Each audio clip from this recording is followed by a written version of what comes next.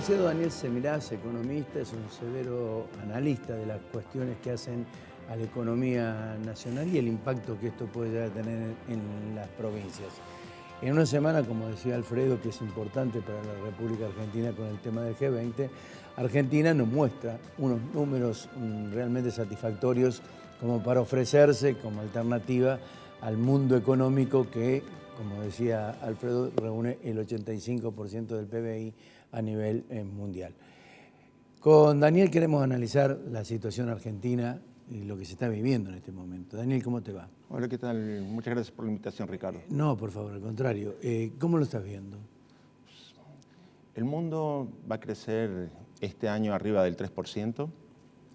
El mundo va a tener una inflación este año en el orden del 4%. Estamos hablando en promedio. En general, algunos pueden estar 2 o 3 puntos arriba o abajo de ese nivel según lo que se encuentra. Solamente 3 países del mundo tienen previsto que van a tener contracción económica este año. Argentina es uno de ellos. Solamente 7 países van a tener una tasa de inflación superior al 20%, Argentina es uno de ellos. Estamos afuera del radar del mundo, del radar económico del mundo. Uno que mide lo que es la parte de la economía real, la tasa de crecimiento del Producto Bruto Interno, otro que mide lo que es la parte monetaria, que sería la tasa de inflación. Estamos mal en los dos sentidos y esta situación de estancamiento económico con alto nivel de inflación recién comienza a verse. Los efectos se van a ir prolongando en el tiempo. Muchos esperan, yo creo que demasiado optimistamente, que va a durar tan solo hasta el final del primer trimestre del año que viene. Yo creo que llega por lo menos hasta mitad de año. Coincido con vos. Pero de todas maneras siempre hay distintas opiniones o distintas visiones. Todo el mundo piensa que el año que viene la economía de Argentina no va a tener recuperación económica, sino que va a tener todavía una ligera caída adicional con respecto a lo que estamos. Es decir, los tiempos difíciles están empezando a transitarse, no se ha terminado y estamos llegando a una situación de tocar fondo de la cual seguramente no vamos a emerger con rapidez, sino que nos vamos a permanecer un tiempo bastante largo en esta situación. Coincido con vos, ¿sabes por qué? Porque digo, estamos ya en mes de noviembre, diciembre, vienen las fiestas, el conflicto social hay que tratar de pararlo de alguna manera, hay una gran, digamos, masa de dinero dispuesta para, digamos, tratar de contener precisamente los temas sociales, pero enero y febrero, que pueden ser meses de transición por las vacaciones, por todo ese tipo de cosas, este año puede traer algún tipo de dificultades, pero la gente tiene que seguir comiendo y viviendo. Y después viene marzo, y marzo empiezan las clases. Y el impacto de las clases también significa un fuerte impacto con los incrementos que hay en los útiles escolares y todo lo demás. Pero además hay un detalle significativo, la paritaria. Yo que estaba preguntando y me preguntaba, ¿quién firma una paritaria menos del 40%? Sería difícil para el lado de los gremios, entiendo la preocupación, creo que es un enfoque bastante típico es decir, creo que la generalidad de la gente lo tiene en claro. Yo me aparto un poco de esa visión. Considero que lo que es la conflictividad social de diciembre que se espera que estalle con mucha virulencia no va a ser tal. Creo que el gobierno cuenta con algunas herramientas como para lograr descomprimir este tipo de situaciones. Tan cantado que eso va a suceder en diciembre, sí, que seguramente no lo veo que vaya a ser a tal nivel de magnitud como lo que estábamos acostumbrados cuando no era tan cantado y sucedía esos estallidos hacia fin de año. Lo de marzo, vos ves el inicio de clases. Yo lo que veo es que en marzo vencen una gran cantidad de letras que fueron colocadas durante la corta estadía de Caputo al frente del Banco Central. Tanto el Ministerio de Economía como el Banco Central colocaron letras que tienen vencimiento entre fines de febrero y la primera quincena de marzo. Y yo pienso que ahí va a haber una prueba de fuego con respecto al nivel de confianza que haya logrado tener el actual modelo económico esponsoreado por el Fondo Monetario Internacional y los deberes bien hechos o mal hechos con respecto a cuántos son los avances que se tienen, porque allí vamos a tener o una renovación de ese tipo de operaciones o quienes habían comprado esos títulos tentados por una elevada tasa de interés en pesos van a decidir pasarse a la divisa y en ese caso vamos a volver a tener volatilidad financiera y cambiaria. Ahora, ¿vos no crees que precisamente para ese tema en marzo el dinero del fondo, cash, puede permitir la posibilidad de, digamos, atenuar cualquier tipo de volatilidad financiera que se vaya al dólar? El dinero del Fondo Monetario Internacional está y tiene una sola finalidad, que es pagar la deuda de largo plazo de la Argentina, ese tipo de compromiso. Esta es deuda de corto plazo, es deuda que ha sido colocada en periodos de tiempo de simplemente 140, 160 días, sí. de modo tal que son deudas de corto plazo, es una deuda revolvente, tiene mucho más que ver con los humores de los inversores particulares que con lo del organismo internacional. El dinero del fondo no está para asegurar eso. Presupuesto. Es decir, ¿vos creés que se llega a una base monetaria cero?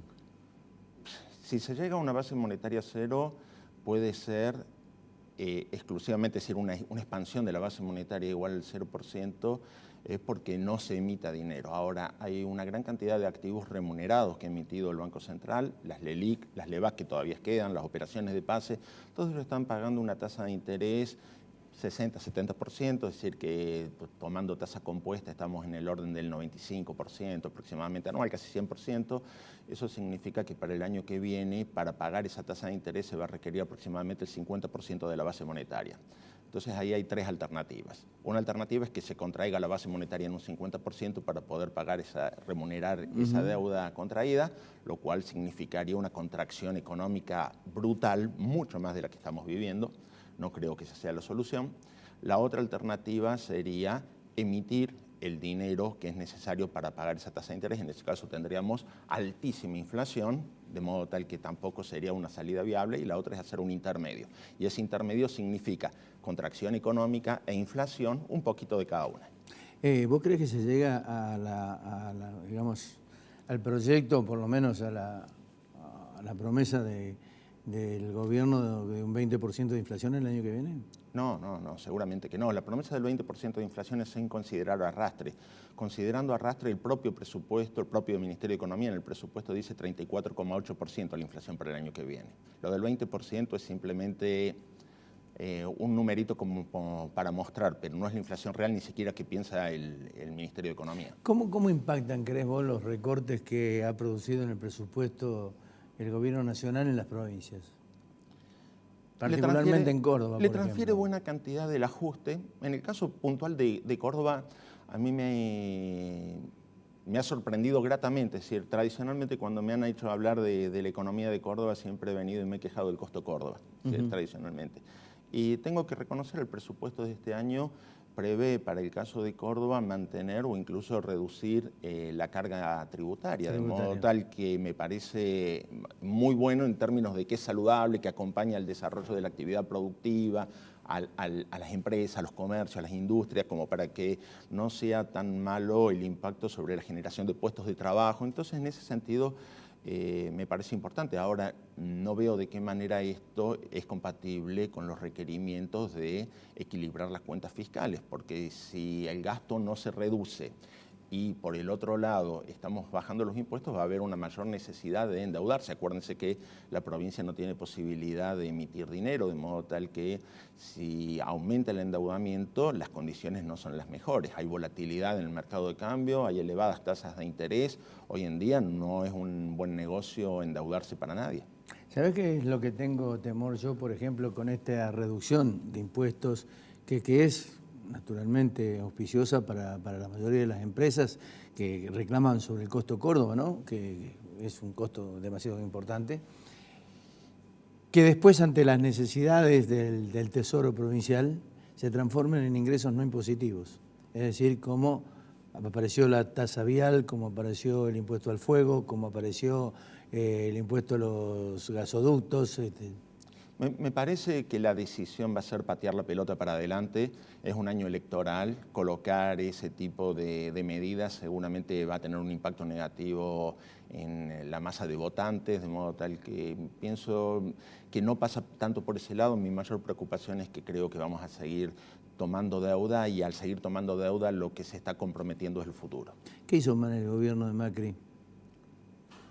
Yo creo que mi primer crítica fue prácticamente a los 15 o 20 días que había asumido Macri, cuando había levantado los controles de cambio, se produjo la devaluación que todo el mundo esperaba y no se hizo más nada. Es decir, no hubo un programa antiinflacionario, no hubo una convocatoria a un acuerdo nacional entre empresas, sindicatos y el propio gobierno como para definir un nuevo modelo económico. Se perdió la oportunidad de poner en caja, de reestructurar los precios relativos que eran necesarios. Se demoró muchísimo el ajuste de las tarifas de los servicios públicos, y cuando se lo hizo tardío y mal y muy a lo bruto. Entonces, yo creo que hubo una gran cantidad de errores no forzados, pero el primero de ellos fue desaprovechar el primer mes de gobierno tomando tan solo una medida: levantar los controles de cambio, producir la devaluación y después sentarse a descansar sobre el optimismo de un gradualismo que no dio ningún resultado.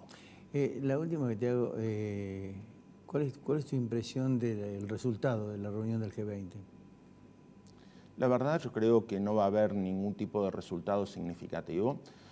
Donald Trump no tiene intenciones de someterse al armado de una nueva arquitectura económica internacional. Ya sucedió cuando fue la reunión del G7 en Canadá en abril-mayo de este año. Es decir, Donald Trump se peleó muy fuertemente con los organizadores del evento, es decir, con el primer ministro de Canadá, y se fueron sin llegar a un acuerdo.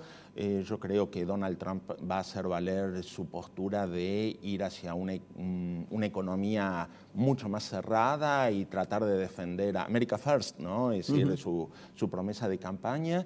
Me parece que en este sentido yo no tengo grandes expectativas. Una sola cosa, si vos me permitís, porque me dijiste que era la última pregunta, entonces no me la vas a preguntar. Para Córdoba, ¿no? Para la economía de Córdoba, yo pondría el acento en un tema, es decir, ver mucho lo que va a suceder con Jair Bolsonaro. Jair Bolsonaro, nuevo presidente de Brasil, no va a estar en la reunión del G20, no va a estar en la reunión del G20. Ideológicamente es muy parecido a Donald Trump, va hacia un sistema de integración del aparato industrial brasileño con las mayores potencias del mundo. El Mercosur no es importante para la nueva administración que va a hacerse cargo de las riendas del gobierno brasileño. Y la industria automotriz de Córdoba, que tiene todo un sector autopartista por detrás y hay un gran efecto de derrame sobre nuestra provincia, yo entiendo que se va a ver sumamente resentido en este periodo del nuevo gobierno en Brasil. Y pienso que ese grupo de empresas, tanto las terminales como los que son proveedores de esas terminales, deberían ya mismo estar pensando en una reestructuración empresarial profunda. Importante definición esta última, ¿eh? Importante definición. Creo que esto es realmente muy importante, muy importante. Lo de Trump me hace acordar a Aldo Ferrer, vivir con lo nuestro. Lo de Trump a mí me hace acordar a los políticos argentinos que no tuvimos. Trump dijo voy a hacer esto y a hizo. los 20 días lo hizo. Lo hizo. Gracias, Daniel, muy amable.